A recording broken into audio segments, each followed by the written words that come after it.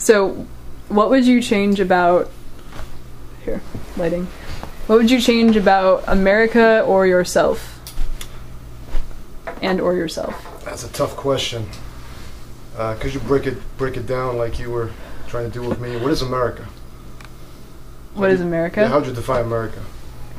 I think... I don't know, I think you have to, like, whatever comes to you first when you hear America, that's America. Nothing comes to my mind. Because, you know, America is a concept, right? We think of America, it's like Che Guevara in that movie Motorcycle Diary, right? When he was... Did you see this movie? Che was like a young man. Before he became a revolutionary, he was on this motorcycle ride with one of his buddies. Went down throughout Latin America.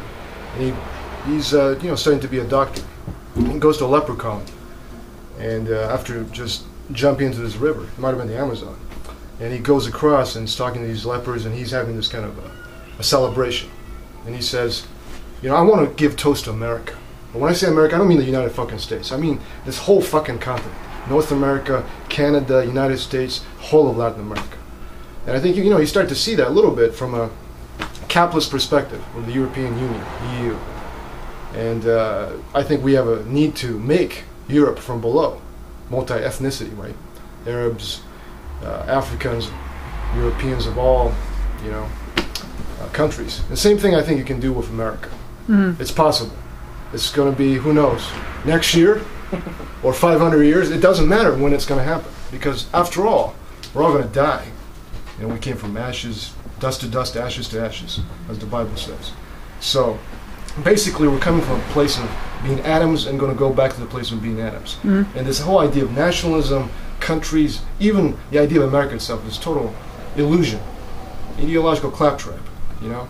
Of course, we have to use, because, you know, we live in this construct. So I think just getting people to think about this, to rethink, yeah, what exactly is America?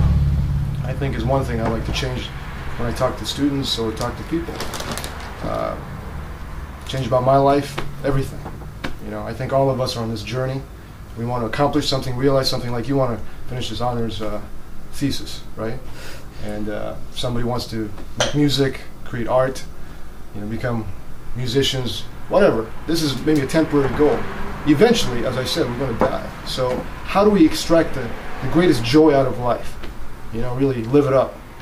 If you think living up is like snorting coke, fucking 5 or 6 bitches a night, do it and see what happens. Does that feel really good? You know, for a few nights in a row, your body's going to get burnt out very soon, right? So all these illusions and ideas about what feels good or what is pleasure, we have to rethink and reconceptualize, right? So how do you think, and if so, how could art play a role in helping people redefine things? I think art, you know, for me, art is not a unifier necessarily. It's a divider. Think about all the great arts. You know, Statue of David in the Simpsons episode. You know, I mean, that, what's her name? The mother? Marge, yeah, Marge Simpson had to defend the Statue of David because, you know, his dick was hanging out. But, oh no, this is art, right? But this has gone, I mean, goes all the way back to, well, as long as art was divided, separated from the category of human everyday life, you know. It wasn't in primitive societies, so-called, right?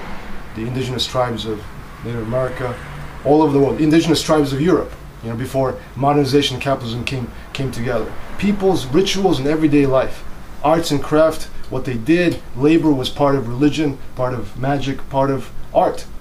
But with the emergence of alienation, you know, of human beings becoming, well, working class and, you know, capitalist class and so on and so forth, art, as you were saying earlier, just like Pierre Bourdieu said in the Distinctions, is a sociological work, became a luxury for the ruling class, right? That was for the 19th century British imperialists. Today, in the 20th century, United States imperialists and ruling class, they don't give a flying fuck about art because they're all about making money.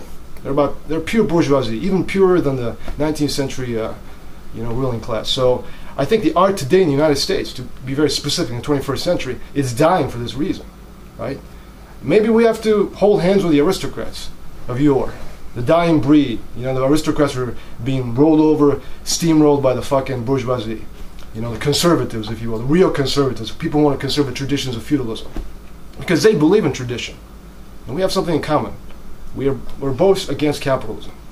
You know, the feudal tradition and the tradition of, if you like, working class radicalism or radicalism against alienation. So just to kind of give you a concrete example, think about the great films that exploded the consciousness of France. The avant-garde, you know, Un Chien Andalou, the Andalusian Dog, caused a fucking riot, you know, in this theater. We want to cause a riot, right? We want to have the fucking cops read us the riot act. But not just us, everybody. As we take ourselves to the streets and remake reality, redesign reality, as you were trying to do. So, any other questions? So what's good art? What is good art? I have no fucking idea. Anything that feels good to me. You know, I think all of you said a very powerful response. You know, I can't define it. I think the ineffable.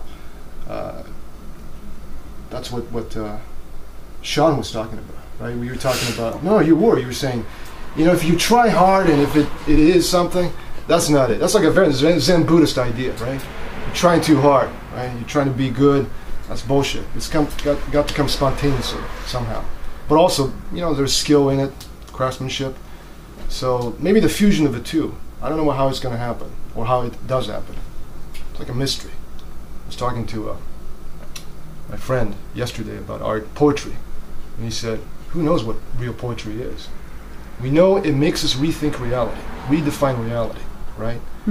But basically, at the end of a line, it's like a mystery of life, origin of life, death, beauty, God." You know, and like Henry Miller said at the beginning of Tropical Cancer, I spit on all of that. So even saying fuck you to God, fuck you to religion, fuck you to everything, that is also art. You know, because God includes everything. Fuck you and love you. Because fucking somebody is an expression of love. Thank you.